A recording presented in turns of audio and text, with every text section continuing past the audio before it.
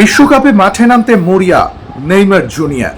আগামী জুন মাসে শুরু হতে চলেছে ফুটবল বিশ্বকাপ। ব্রাজিলের লক্ষ্য মিশন হেক্সা।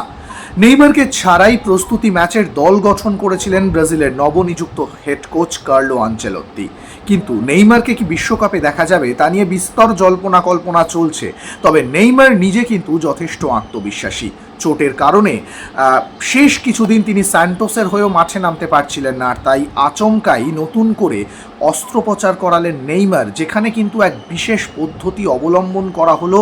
তার হাঁটুর যে অংশে চোট রয়েছে সেই জায়গায় টিস্যুগুলিকে যাতে আরও শক্তিশালী করা যায় এবং যাতে ভবিষ্যতে তারা চোট কোনো রকম বিপদ না বাড়াতে পারে, সেই ধরনেরই একটা বিশেষ পন্থা অবলম্বন করে তার হাঁটুতে অস্ত্রোপচার করানো হয়েছে এবং এখন তিনি বিশ্রামে রয়েছেন আর চাইছেন বিশ্বকাপের আগে নিজেকে ফিট করে নিতে। তবে সম্প্রতি সান্টোসের বিরুদ্ধে এক ম্যাচ খেলার পর রেফারির সঙ্গে বাক বিতণ্ডায় জড়িয়ে বড় বিতর্কে জড়িয়ে পড়েছেন নেইমার জুনিয়র।